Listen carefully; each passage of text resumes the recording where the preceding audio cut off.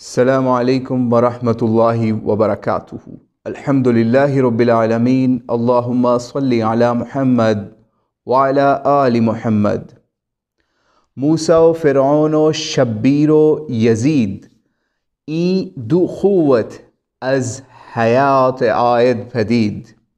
ये थे इल्लामा इकबाल मरहूम के जो शब्बीर यानी हज़रत हुसैन अलैहिस्सलाम को वो मूसा अलैहिस्सलाम की निस्बत के साथ बताते थे और फ़िरऔन को यज़ीद पलीद की निस्बत से बताते थे।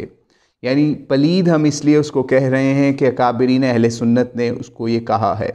लेकिन आज की इस नशिस्त में हम आज आपको दिखाएंगे कि डॉक्टर ज़ुबैर साहब ने एक नई जहालत या पुराने जाहिलों की वकालत करते हुए यज़ीद को क़त्ल हुसैन से किस तरीके से बरी करते हुए दिखाया और ऐसा मौक़िफ़ बनाया कि उठो मत बैठो वाला हिसाब हो जाए कि हम उसकी वीडियो देखें तो कभी देख के लगे यज़ीद कातिलों में शामिल है, कभी लगे नहीं शामिल। तो उस मुक़द्दमे को साबित करने के लिए इंजीनियर मोहम्मद अली मिर्ज़ा की तस्वीर का भी इस्तेमाल किया गया और किस तरीके से इखलाक से गिरी हुई चीज़ें इन्होंने तस्वीरों के साथ खिलवाड़ किया, पहले वो मुलाहिज़ा कीजिए, फिर हम बताते हैं कि इसके उन दावों की क्या हकीकत है।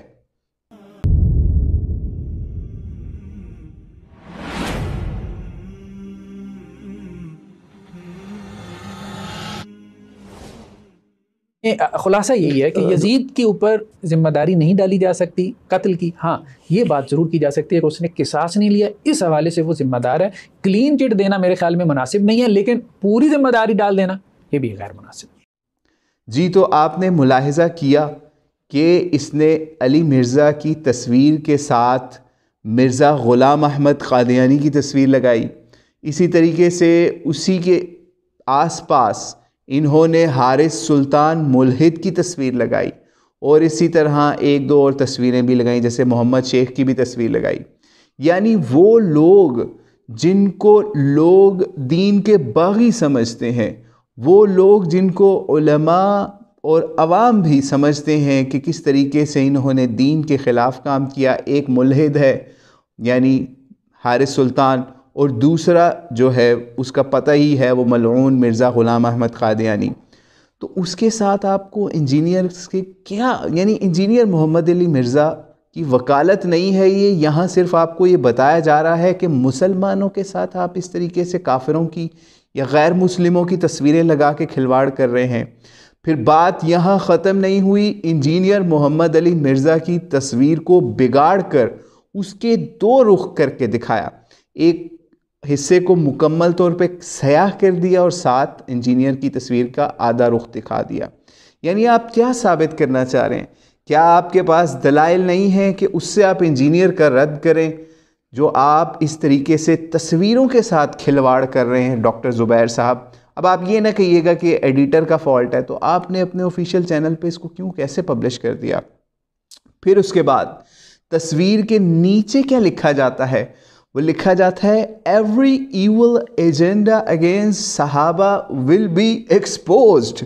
ठीक है, ये यजीद की वकालत के अंदर जो वीडियो रिकॉर्ड हो रही है उसके अंदर अली मिर्ज़ा की तस्वीर के नीचे लिखा जा रहा है। और आज हम आपको बताते हैं, अगर सहाबा के ख़िलाफ़ आपका एजेंडा है कि आपने सहाबा के ख़िलाफ़ लोगों को एक्सपोज करना है, तो आपको यजीद पलीद से भी शुरू करना पड़ेगा। यानी यजीद वो शख्स है जिसने इब्ने ज़ियाद को लगाने के लिए किसको हटाया था? जाइए पूछ लीजिए अपने मौलवियों से कि किस सहाबी को फारिग करके उसकी जगह पर इब्ने ज़ियाद को बिठाया था। तो ये हैं सहाबा करने वाले, लेकिन जब यजीद आ जाए तो ये सहाबा की फ़जीलतों से भाग जाते हैं, सिर्फ यजीद की वकालतें करते हुए ही आपको नज़र आते हैं।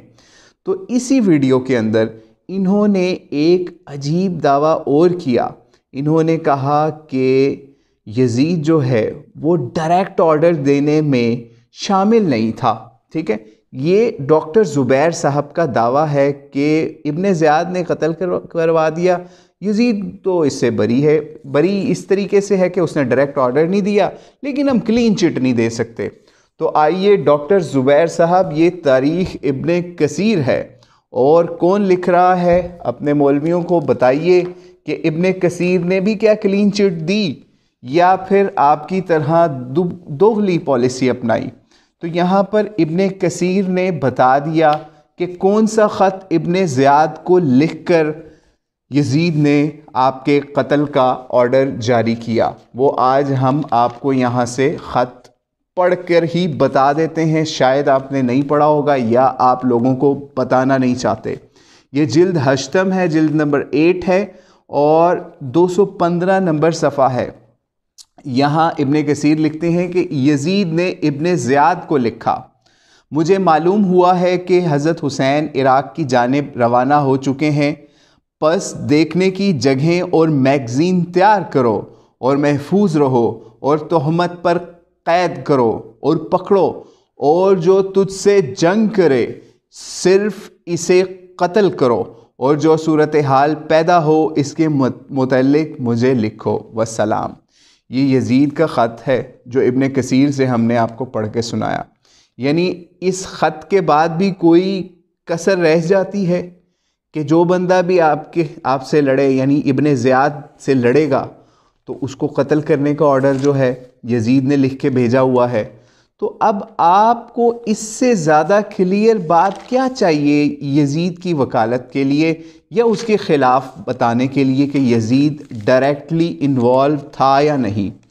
और अगर हम थोड़ी देर के लिए ये सोच लें कि कुछ नहीं लिखा तारीख़ के अंदर यजीद के ख़िलाफ़, तो आप ये बताइए कि ये किस दुनिया का उसूल है कि गवर्नर आपका हो, फ़ौज आपकी हो और आप एक ऐसी बड़ी पहाड़ जैसी पर्सनैलिटी को कत्ल कर दें, और सिर्फ कत्ल ना करें, उसका तमाशा लगाएं, उसके गर्दनें काटें, उसके ख़ानदान को बदनाम करें, उनके अहलो अयाल के अंदर से जो असहाब हैं उनको भी कत्ल कर दें। और इसके बाद यानी पावर का आप देखें यजीद कितनी पावर में है, इसके बाद आप मदीने पे भी चढ़ाई करवाएं, मक्के पे भी चढ़ाई कराएं, खुद नहीं जाएं, अपनी फ़ौज को भेजें। यानी आपका क्या ख्याल है, ये जो मलूकियत परस्त होते हैं क्या ये मैदानों में खुद लड़ते हैं आगे होके? ठीक है, तो कभी इस पे भी बताएंगे कौन किस तरीके से पीठ दिखा के किसको भागता रहा है। लेकिन बहरहाल तो ये लोग मैदानों में नहीं आते, यजीद जैसे लोग। तो इसलिए अब आपको इससे बड़ी क्या दलील चाहिए कि इतनी पावर। आज आप थोड़ी देर के लिए सोचें कि गवर्नर हो और आपकी फ़ौज हो, वो दोनों एक कत्ल के अंदर इन्वॉल्व हो और आप मान भी रहे हो, जैसे डॉक्टर ज़ुबैर साहब ने माना है, फिर आप उससे बरी कर दें। आप अपने करीब की ही एग्जाम्पल ले लें, मुशर्रफ जैसा डिक्टेटर, लाल मस्जिद के ऊपर अटैक होता है, कौन है उसका ज़िम्मेदार? क्या मुशर्रफ खुद गया था वहाँ पे? कितने माइल्स दूर था वो? आप जाइए मुकदमात के अंदर क्या दलाइल पेश किए हैं, जी मैं तो वहाँ था ही नहीं, मुशर्रफ ने। यानी आप उन्हीं बेसिस के ऊपर आज यजीद की वकालत कर रहे हैं कि वो डायरेक्ट इन्वॉल्व नहीं था इन ऑर्डर्स के अंदर। तो अल्लाह की पनाह है डॉक्टर ज़ुबैर साहब कि आप ऐसी ऐसी बातें लोगों के अंदर फैला रहे हैं कि जिनका ना सर है ना पाँव है, लेकिन बनु उमैया की वकालत के लिए ये करना पड़ता है। कभी तस्वीरें बिगाड़ कर लोगों की, कभी तस्वीरें लगा कर उनके नीचे गलत किस्म की कैप्शंस दे के आपको तो लोगों को एक्सपोज़ करना है, लेकिन आपको ख़ुद नहीं पता कि आप ख़ुद कितना पूरा फंस रहे हैं इस एक्सपोज़ के चक्कर में। तो अल्लाह आपको हिदायत दे। हमारा तो काम था आप तक हक़ बात पहुंचा दें, आगे आपकी मर्ज़ी, आप हक़ कबूल करें या ना करें।